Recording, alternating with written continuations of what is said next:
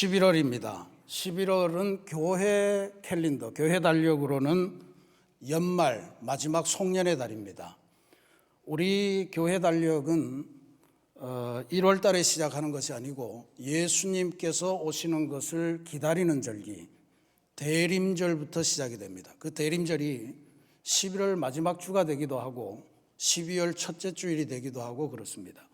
네, 그런 의미에서 이제 추수감사절 지나고 대림절이 곧 오는데, 그러면 영적으로 봐서 우리가 2025년의 한 해를 정리하고 마무리하고 결산하는 그러한 달이 11월 달입니다. 11월에 우리 교회 신앙생활의 목표를 기도로 마무리, 기도로 감사하는 제목으로 정하고 달려가려고 합니다. 기도라고 하는 게 하나님과의 소통 아닙니까? 그래서 우리의 한 해의 마무리 또 평가의 기준을 우리 마음 혹은 우리의 시선으로 재는 게 아니고 하나님의 입장에서, 하나님의 시선에서 평가하고 해보자라고 하는 그런 뜻입니다. 그러니 열심히 기도하시면서 하나님께로부터 받은 은혜를 잘 헤아려 보시고 또 마음에 잘 새기고 하나님께 충실하게 감사하면서 예수님의 오심과 더불어 더 아름다운 새해와 새 인생을 만들어 가시기를 주님의 이름으로 기도드립니다. 오늘 우리가 유명한 삭개오의 이야기를 읽었는데 이게 누가복음에만 나오는 기록입니다. 누가복음은 의사 누가가 지었고요. 지은 게 아니고 기록을 했고요. 누가는 누가복음과 함께 사도행전을 같이 지은 기록한 사람입니다. 바울을 계속 쫓아다니면서 선교여행에 참여했던 사람이죠. 근데 그래서 누가복음과 사도행전을 연결해서 보면 이게 1편이고 이게 2편입니다. 전편이고 후편이고. 그런데 누가복음은 예수님이 이 갈릴리에서 태어나셔서 갈릴리에서 선교 활동을 시작하시다가 예루살렘에 가셔서 이제 십자가를 지시고 부활하시고, 그 다음에 사도행전으로 넘어가서 부활하신 다음에 제자들을 신방하시고는 승천하십니다. 승천하시면서 성령을 보내줄 테니 이제부터 성령과 더불어 새로운 교회의 시대를 열어라 해서 예루살렘에서 성령을 받고 교회가 시작이 되어서 그 교회가 사도 바울이나 다른 사도들에 의해서 당시의 땅끝 로마까지 이르는 그 여정을 쭉 기록을 해요. 근데 그렇게 보시면 참 그 의미 있는 기록인데, 특별히 누가복음에서 여러분들 그것도 한번 성경 공부 삼아 한번 해보시면 좋습니다. 마태복음하고 마가복음을 놓고 한 뒷부분에 가면 갈릴리 사역을 마치시고 예루살렘으로 옮겨가시는 여정이 있거든요. 그 과정에 누가복음과 마태, 마가가 어떤 부분에 차이가 있는가? 그게 예수님이 십자가를 지시러 가시는 그 과정에 이게 예수님께서 하시고자 하는 바다라고 하는 것을 각 복음서의 기록자들이 그걸 기록해 놓은 거예요. 마태나 마가에 보면 맹인 두 사람을 길거리에서 고쳐주는 거, 이게 굉장히 중요한 걸로 나오는데, 누가복음에는 아주 독특하게 예수님께서 두 부류의 사람을 만나는 것을 대비하면서 강조해서 기록을 합니다.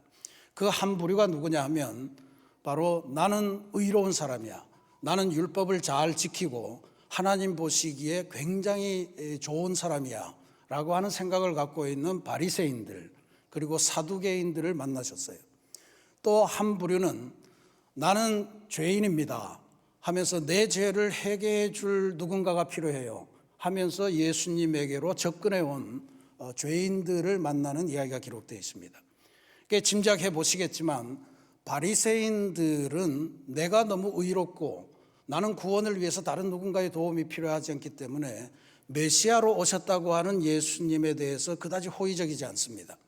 비판하고 또 시험하고 함정에 빠뜨려서 어떻게든 제거하려고 하고, 그러면서 예수님을 만나는 이야기가 끊임없이 나오는데 예수님과의 거리가 점점 벌어지는 것을 우리가 느끼게 됩니다. 반면에 세리, 죄인 이런 사람들은 나는 죄인입니다, 나는 정말 의지할 곳 없습니다, 누군가가 내 죄를 해결해 주시기를 바랍니다 하면서 다윗의 자손 예수시여 나를 불쌍히 여기소서 뭐 이래가면서 계속해서 예수님에게 점점 거리를 좁혀오는 그런 만남이 있는 것을 보여줘요. 이거는 누가가 아주 분명하게 복음서를 기록하는데 예루살렘에 가셔서 십자가를 지시는 그 과정의 핵심이 뭐냐? 바리새인 같은 사람들이 아니고 이 땅의 죄인들을 구원하기 위해서 나는 십자가를 지러 간다 라고 하는 것을 보다 분명히 보여주는 그러한 예수님의 말씀을 누가가 포착한 것이다 이렇게 볼 수가 있습니다. 오늘 우리가 봉독한 이 성경 본문 말씀에 나오는 삭개오라고 하는 사람은 당연히 바리새인의 길보다는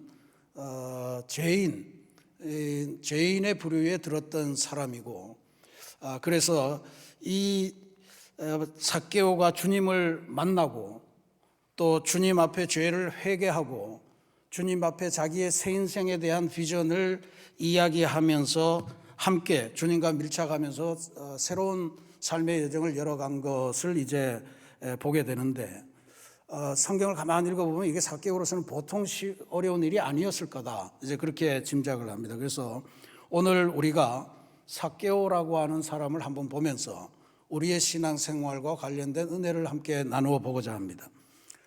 성경에 따르면 삭개오는 세리장입니다. 이 사람은 예루살렘에서 조금 떨어져 있는 곳에 있는 여리고라고 하는 곳에서 태어났고 자란 사람인데, 여리고 출신으로는 아마 관직 생활로서는 가장 높은 지위에 올랐지 않았겠나 이제 그런 짐작을 할 수가 있습니다. 근데 그의 마을 안에서 사회적으로는 굉장히 외로운 사람이고 고립된 사람이었습니다. 왜 그러냐 하면 이건 그의 직업 때문에 그렇습니다. 그때는 팔레스타인이 로마 제국의 식민지로 있을 때였습니다. 로마 제국은 직접 통치를 하기도 했지만 특별히 세금 같은 민감한 사안에 대해서는 자기네들이 직접 나서지 않고 유대인 대리인, 그러니까 유대인 세리를 고용해서 유대인 세리로 하여금 세금을 걷게 만들고 그렇게 해서 자기네 수입을 챙겼습니다. 그런데 로마 제국이 유대인 세리에게 준 지침은 뭐냐 하면 할당량을 줍니다. 이 정도의 세금량을 걷어들여라. 그리고 더 걷어들인 거 남는 게 있으면 네가 그냥 가져라. 이렇게 되는 거예요. 그러니 유대인 세리들이 어떻게 했겠습니까? 엄청나게 걷었겠죠. 부과된 양보다 훨씬 더 많이 걷고 로마 당국에 바칠 거는 바치고 나머지는 자기의 주머니로 채우는 그러한 일을 벌였을 겁니다. 그러니까 이 유대인 세리가 유대인들에게 환영을 받을 리가 없죠. 아주 미워했습니다. 아주 미워했고 얼마나 미워했냐 하면 나만 싫어하는 게 아니고 우리 사람만 싫어하는 게 아니고 하나님도 얘네들은 싫어해 라고 하는 평가를 내렸어요. 죄인이다. 그렇게 딱 낙인을 찍어서 그렇게 사회적으로 고립시키는 그런 일을 하셨습니다. 삭개오는 이런 과정을 거쳐서 세리에서 또 더 올라가서 세리장이 되었다라고 하는 것을 우리가 알 수 있죠. 근데 이 세상에서는 높이 올라갔는지 몰라도 영적으로는 그의 내면이 굉장히 피폐해졌고 밑바닥에 떨어졌고 사회적으로는 고립된 존재였고 일상을 살면서 좋은 소리보다는 나쁜 소리를, 모멸의 소리, 욕설, 비난, 저주 이런 소리만 듣고 사는 그런 신세가 되었습니다. 그의 부모님이 그를 낳았을 때 붙여준 이름이 삭개오, 히브리 말로 하면 삭개우스 뭐 이렇게 될 텐데 이 말의 뜻은 깨끗한 사람이라고 하는 뜻입니다. 그런데 그는 살아가면서 깨끗한 사람이라는 뜻으로 불려진 적이 없는 것 같아요. 사람들은 전부 다 그를 이 더러운 세리 이렇게 불렀습니다. 아마도 그가 살면서 돈은 가졌는지 모르지만 이런 사회적인 모멸감, 또 사회적인 고립감, 또 그의 내면에 알지 못할 죄의식 이런 것들이 그의 내면에 아주 깊숙이 박혔을 것 같고, 그렇게 박혔지만 삭개오는 그래도 의로운 사람이라 그의 내면에 나 계속 이렇게 살아야 될까? 뭔가 새로운 삶이 없을까? 좀 더 의미 있는 그런 삶으로 갈 수는 없나? 이런 생각도 있었던 것 같아요. 부와 권력을 얻기 위해서 열심히 올라가서 세리장까지 올라갔는데 그 올라간 과정에 보니까 자기가 이룬 것이라고 하는 거는 남의 돈을 더 많이 갈취해서 그렇게 해서 부자가 됐고 그렇게 해서 세리장이 된 것밖에 없는 거예요. 주위의 평판은 한없이 안 좋아지면서 점점 어디 사람들을 만나기도 힘겨웠고 그래서 점점 추락하는 인생의 실제를 만나게 되었던 것이 사실입니다. 이런 영적으로 추락하는 인생인데 어느 날 그에게 뭔가 새로운 삶의 기회가 될 만한 신락 같은 희망이 다가오기 시작했습니다. 그리고 삭개오는 그걸 놓치지 않고 붙들었어요. 그게 바로 예수님입니다. 놀랍게도 예수님을 만나는 이 과정을 통해서 삭개오의 삶에서 지금까지 올라가는 것과 내려가는 것에 대한 모든 양상이 완전히 뒤바뀌는 것을 체험하게 됩니다. 먼저 성경 말씀을 보시겠습니다. 2절부터 4절까지 말씀인데, 삭개오라 이름하는 자가 있으니 세리장이요 또한 부자라. 그가 예수께서 어떠한 사람인가 보고자 하되 키가 작고 사람이 많아 할 수 없어 앞으로 달려가서 보기 위하여 돌 무화과 나무에 올라가니. 그게 됐습니다. 예수가 어떠한 사람인가를 보고자 하되, 이게 삭개오의 마음에 든 생각이에요. 왜 예수가 궁금해요? 이 사람이 세금을 많이 낼 것도 아닌데 아마 새로운 삶에 대한 어떤 내면에서부터 뚫고 올라오는 그런 어떤 열망, 이런 것들이 있었기 때문에 그랬던 거죠. 그래서 지금 그가 올라가고 있는 것이 어디냐면 돌 무화과 나무 위입니다. 유대 사회에서 전통적으로 성인 남자, 그것도 사회적인 지위를 가진 멀쩡한 사람이 나무 위에 올라가서 뭔가를 한다? 이거는 있을 수 없는 일입니다. 범죄를 하기 위해서가 아니면 올라갈 일이 없는 거예요. 아이들이야 올라갈 수 있다고 하지만 그렇지 않습니다. 매우 비정상적이고 아주 부끄러운 일입니다. 지난번에 우리 성도들과 함께 성지순례를 갔을 때 여리고에서 돌 무화과 나무 하나를 소개받고 거기서 사진도 찍고 막 그랬어요.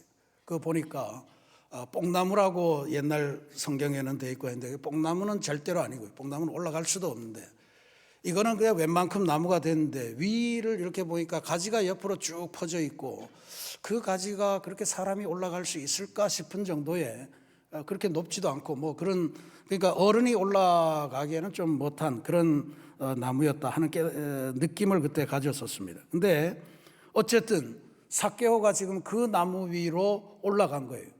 굉장히 창피한 일인데도 무릅쓰고 올라갔습니다. 사람들이 다 수근수근 댔을 거예요. 손가락질 했을 겁니다. 아니 하다 별짓을 다 하네. 왜 저 사람이 저런 데까지 올라가? 뭐 이런 이야기를 하고 그랬을 거예요. 근데 삭개오는 주변의 시선을 아랑곳 않고 돌 무화과 나무 위로 올라갔습니다. 이유는 단 하나죠. 오늘 누가가 기록한 대로 예수께서 어떠한 사람인가 보려고.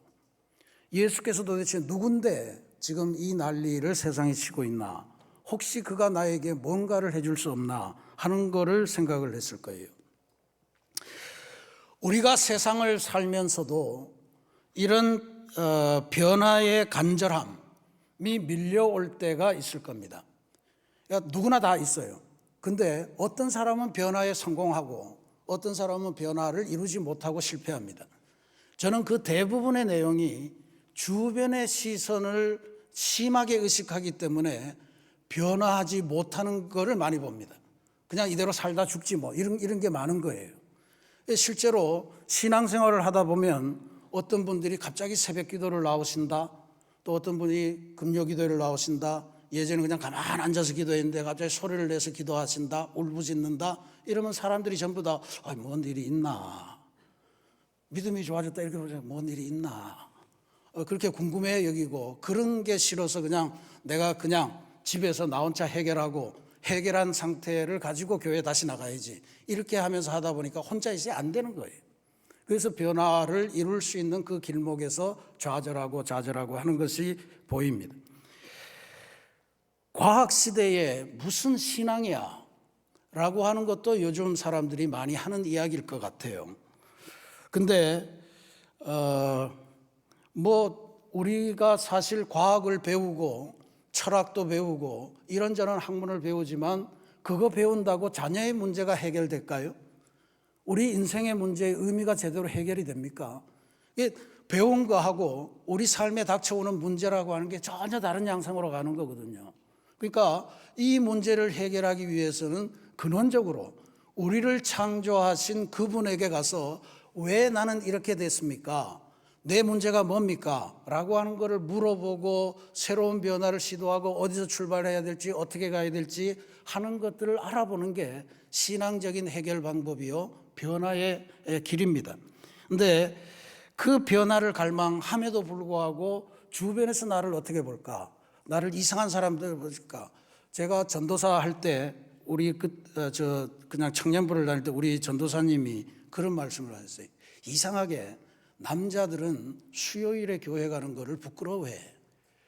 그래서 아니 우리 맨날 수요일에 교회 가는데 수요일에 교회 가면 할 일 없는 사람처럼 취급되니까 절대로 수요일에 교회 가서는 안 돼. 뭐 이런 이야기를 한다는 거예요. 그러면서 어떻게 하면 남자들을 수요일에 모을까? 그 전도사님은 그때 그 고민을 하셨는데 성공했는지는 모르겠습니다. 근데 이런 주위의 시선, 이것을 삭개오가 다 이겨냈다는 이야기예요. 왜 어른이 저기? 더군다나 우리한테 맨날 세금 걷어가는 저 사람이 왜 저기? 뭐 이런 것을 다 이기고 예수께서 어떠한 사람인가 알아보려고 그 돌 모아나무 위를 올라갔습니다. 우리의 신앙생활에도 이런 결단, 이런 수고로움이 있어야 될 줄로 믿습니다. 실제로 삭개오가 돌 무화과 나무에 올라갔더니 거기 밑으로 예수님이 찾아오셨어요. 그래서 만남이 형성이 됩니다. 누가가 여기에서 이 만남을 이렇게 기록해요. 5절에 예수께서 그곳에 이르사 쳐다보시고 이르시되 그랬습니다. 쳐다보시고. 옛날 성경의 번역은 우러러보시고 그렇게 번역이 되어 있어요. 이거는 아니다 싶었던 것 같아요. 예수님이 뭐 삭개오를 우러러보고 그런 건 아니죠. 위치상으로 그렇게 되어 있는 건데 쳐다보시고, 이것도 삭개오로서는 굉장히 특이한 경험이었을 거다. 저는 그렇게 짐작합니다.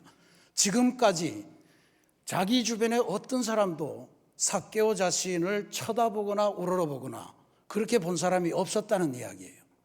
키도 작았기 때문에 남들이 늘 내려다보는 사람이었고, 그리고 내려다보는 시선 자체도 모멸의 시선, 저주의 시선, 미움의 시선, 이런 것들만 받았던 경험이 있는데, 그 돌 무화과 나무 위에서 예수님이 오셔서 그를 쳐다보시면서 하는 거, 이게 생소한 경험이에요. 더더군다나 위치가 그래서는 올려다 볼 수는 있다고 보지만 예수님의 말씀에서는 어떠한 저주의 이야기도, 조롱의 이야기도, 너 다 큰 어른이 왜 거기 올라가 있냐, 뭐 이런 이야기도 없이 아주 사랑의 음성으로, 그리고 다음 행보를 위한 사랑의 초대를 하셨다라고 하는 걸 느낀 게 더 중요합니다. 그러니 이렇게 예수님이 말씀하신 거죠. 삭개오야, 속히 내려오라. 내가 오늘 내 집에 유하여야 하겠다. 예수님을 만나러 올라갔더니 예수님과의 만남은 물론이고 예수님으로 인해서 새로운 인생의 문이 열리는 위대한 순간을 포착한 거예요. 이게 삭개오의 삶에서 대단히 중요한 순간이었다 봅니다. 이렇게 사랑의 음성으로 또 삭개오를 내려오라고, 내가 너네 집에 함께 가고 싶다라고 하는 초대를 하는 그 초대에 삭개오가 아주 즉각적으로 반응합니다. 즉각 변화합시다. 우리가 인사했는데 즉각적으로 반응해요. 이게 아주 신이 났습니다. 세리가 되고 나서 이런 경험은 한 번도 해본 적이 없다, 이런 이야기겠죠. 6절을 보면 누가도 그렇게 쓰고 있습니다. 급히 내려와 즐거워하며 영접하거늘. 아주 한 반에 뛰어내렸다, 이런 이야기겠죠. 그 다음에 그 뛰어내리는 게 혼나기 위해서가 아니고 기뻐하면서 주님의 손을 잡기 위해서 내려왔다, 이런 이야기가 되는 겁니다. 삭개오는 지금까지 권력과 부를 향해서 가는 길이라면 무엇이든 붙들고 올라가는 그런 성격을 가지고 있었습니다. 그런 삶을 살았습니다. 일반 사람들에 대해서는 저건 내 징수 대상, 내 돈 주머니, 뭐 이렇게만 생각을 했지 그들의 삶에 관심도 갖지 않았고, 그들은 내 이야기대로 돈을 내려면 돈을 내야 되는 사람, 그렇게 깔로 보는 그런 상황을 살아왔는데, 그런 의미에서 나는 어떻게든 내 자리를 지키고 절대로 저 자리로 내려가지는 말아야지, 내려가는 것이 두려운 삶이었습니다. 그런데 지금 예수님을 만나고 나서는 급히 내려와 즐거워하며, 이게 사용되는 거예요. 주님의 환대와 사랑의 초청, 그것은 삭개오가 놓쳐버린 인생의 의미를 완전히 회복시키는 그러한 전기로 작용하고 있다는 것을 알 수가 있습니다. 그리고 삭개오는 이렇게 내 눈앞에 닥쳐온 새 인생의 기회, 그것을 절대로 놓치고 싶지 않았을 것이고 그것을 부여잡기 위해서 급히 기쁨으로 내려왔다, 그렇게 성경이 기록하는 것입니다. 삭개오로서는 도저히 상상도 할 수 없는 일생일대의 변화의 결단을 한 것입니다. 근데 내려와서 예수님을 만나고 나면서 그게 그냥 관계만 좁혀진 것이 아니고 삭개오의 내면에 결정적인 변화가 막 소용돌이를 칩니다. 주님 앞에서 이렇게 구체적으로 결단해요. 8절 말씀입니다. 주여 보시옵소서, 내 소유의 절반을 가난한 자들에게 주겠사오며 만일 누구의 것을 속여 빼앗은 일이 있으면 내 갑절이나 갚겠나이다. 참으로 감동적인 결단이고 어마어마한 결단입니다. 모든 성도들은 여기서 시험 듭니다. 나도 예수 잘못 믿었다가 재산의 절반을 뺏기는 건 아닐까. 그 이야기가 아닙니다. 지금 이 말씀을 볼 때 뒤에 거부터 해서 앞으로 나가는 게 좋을 것 같아요. 첫 번째로 우리가 주목해야 될 것은 삭개오가 살면서, 세리로 살면서 남의 것을 속여 빼앗은 게 있으면 그거에 4배를 갚아주겠다. 자기가 구체적으로 관계를 맺었던 사람인데, 돈을 중심으로 관계를 맺었던 그 사람에 갈취했고 또 속였고 뭐 그런 것들이 있다면 4배를 갚아주겠다는 거예요. 율법의 규정을 보면요, 레위기 6장에 보면 훔친 물건 혹은 상대방의 물건을 파손했을 때 변상하는 규정이 나오는데, 거기 보면 원래 물건의 가격 플러스 5분의 1, 그러니까 20%를 지불하면 모든 문제가 끝난다, 그렇게 돼 있어요. 그러니까 120%를 변상하면, 양 한 마리를 훔쳐왔고 그걸 잡아먹었으면 양 가격에 20%를 더해서 돌려주면 죄가 없어지는 거예요. 죄를 묻지 않는 거예요. 근데 그러니까 120%를 내면 되는데 삭개오는 지금 400%를 내겠다는 거 아니에요. 4배나 되는 거를 내겠다는 건데, 이거를 감안해서 왜 삭개오는 율법을 모르지는 않을 텐데 왜 이런 이야기를 했을까? 저는 그렇게 봅니다. 삭개오는 여기 있는 유대인 바리새인들, 이 사람들은 120% 내고 남의 것들을 마음대로 갈취하고 하지만 나는 그게 너무 죄스러워요. 그래서 나는 이제 율법의 차원이 아니고 예수님께서 기뻐하시는 복음의 차원에서 율법을 만족하는 것이 아니고 복음을 만족하는 최대의 인생을 살고 싶다라고 하는 고백이 4배라고 하는 변상의 규정으로 나타났다, 그렇게 봅니다. 그러고는 거기서 멈추지 않고 한 걸음 더 나아갑니다. 내 재산의 절반을 가난한 자들에게 주겠다. 이 가난한 자들은 삭개오가 뭘 뺏었다든지 이런 거하고 상관없는 사람들이, 그냥 사회에 널려있는 가난한 사람들, 지금까지는 세금을 내지 못하는 사람, 아니 보지도 않았고 그렇게 살아왔는데 이제는 저 사람들이 내 눈에 들어오네요. 제가 지금까지 쌓은 게 전부 다 갈취한 것이고 부당한 방법으로 착취한 것인데 이것으로 그 사람들하고 관계를 맺으며 나누며 살겠습니다 라고 하는 위대한 인생 전환의 고백이다, 저는 그렇게 믿습니다. 사랑하는 우리 새신교회 성도 여러분, 이런 삭개오의 내려옴, 변화, 이것에 대해서 예수님께서도 놀라운 복의 선언으로 화답하십니다. 9절 말씀이에요. 오늘 구원이 이 집에 이르렀으니 이 사람도 아브라함의 자손이미로다. 2가지 이야기를 하셨습니다. 오늘 이 친구가 죄로부터 벗어나서 새로운 삶의 인생, 그걸 구원이라고 표현한다면 이 사람은 구원은 받은 조대다 라고 하는 걸 분명히 선언하셨어요. 그리고 그 다음 말, 이 사람도 아브라함의 자손이미로다 라고 하는 건 아마도 주변에서 지금 저 2 사람이 만나서 뭘 하나 수근수근 대고 죄인의 집에 들어갔네 막 이러고 난리를 치는 그 유대인 바리새인들, 사두개인들을 향해서 하는 말씀입니다. 너희들이 아브라함의 자손이라고 지금 떠들고 다녔는데 지금 이 사람도 내가 보기에는 훨씬 너희보다 훌륭한 아브라함의 자손이다. 온 천하의 공동체 전체를 향해서 삭개오의 삶을 새롭게 정의해 주시는 하나님의 놀라운 역사다라고 하는 것을 알 수가 있습니다. 이게 훗날 사도 바울이라는 사람이 이것을 칭의, 의롭다 여김이라고 하는 교리로 정리를 한 바가 있습니다. 완벽한 구원의 선언이에요. 그러니까 삭개오는 변화되는 그 마음을 가지고 새로운 삶을 살아갔고 구원의 삶에 이르렀다라고 하는 이야기입니다. 오늘 우리가 이 세상 살면서 수많은 사람들이 더 좋은 자리, 더 많은 돈, 더 많은 권력, 인기, 명예 이런 것들을 위해서 오르고 또 오르려고 하는 것을 봅니다. 뭐 그렇게 해서 성취하면 좋겠죠. 근데 또 많은 경우에 보면 그렇게 올라간 자리와 상황을 끝까지 유지하는 사람들이 많지 않다라고 하는 것도 또한 우리가 최근에 신문지상이나 뉴스를 보면서 알게 됩니다. 결국은 그렇게 올라가는 상황 속에서 내면이 망가지고 내면이 황폐해지고 그리고 인간성을 상실해버리고 그러면서 결국은 아주 상상도 못할 추락을 경험하는 그러한 비극을 경험하는 것도 많이 보고 있습니다. 우리 신앙인들이 이런 삶을 보면서 뭐 사회적으로 올라가지 말라는 이야기가 아닙니다. 올라가되 그것을 하나님의 이름으로 잘 유지하면서 선하게 사용하는 그게 중요하다는 이야기예요. 오늘 삭개오 이야기를 보면 올라감이라고 하는 것은 돈이나 부를 위해서 올라갈 때는 그건 소외됐는데 예수님을 만나기 위해서 올라가고 나니까 그 다음부터는 이웃이 눈에 들어오고 자기가 손해를 끼쳤던 사람들이 눈에 들어오고 그 사람들에게 유익한 삶을 살겠다고 변화되는 거예요. 그리고 거기에서 주님을 만나기 위해서 주님의 손잡고 다시 가기 위해서 내려오고 나니까 그의 내면이 완전히 바뀌는 거잖아요.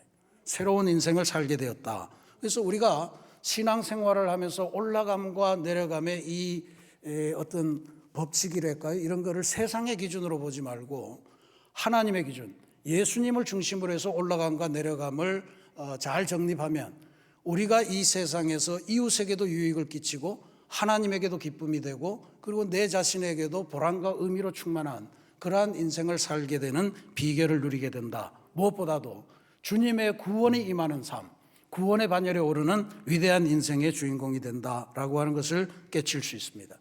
여러분, 그러니 이번 11월 달 한 해를 영적으로 마감하는 이달에 우리가 이런 변화를 한번 실천해 보십시다. 즉각 실천합시다. 즉각 변화하십시다. 그래서 세상이 원하는 올라감, 내려감 이것에 막 일희일비하면서 헤매지 마시고 주님을 만나기 위한 올라감, 예수님과 동행하기 위한 내려감, 그리고 그 순종과 변화를 선택해서 하나님 보시기에 참으로 아름다운 인생, 이웃이 보기에 참으로 멋있는 인생, 내 자신이 느끼기에 참으로 의미 있는 보람찬 인생의 은혜를 누리기를 주님의 이름으로 축원합니다. 같이 기도하겠습니다.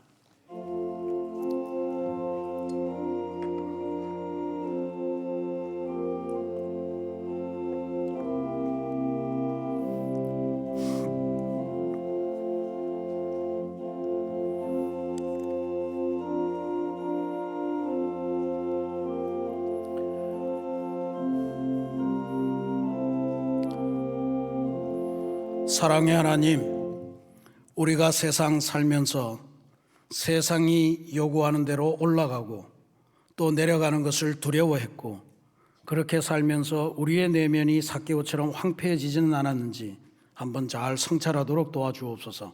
삭개오가 예수님을 만나보려고 올라갔고 예수님과 동행하려고 내려왔고 예수님을 만나고 보니 마음의 변화가 생겨서 새로운 삶을 결단하고 하는 이 과정을 보면서 참으로 아름다운 인생의 올라감과 내려감이 무엇인지를 분명히 깨달아 알고 하나님 보시기에 아름다운 삶, 이웃이 보기에 정말 부러운 삶, 내 자신이 느끼기에 참으로 의미 있고 보람찬 삶을 살아가는 그러한 변화를 결단하고 실천하는 11월이 되게 인도하여 주옵소서.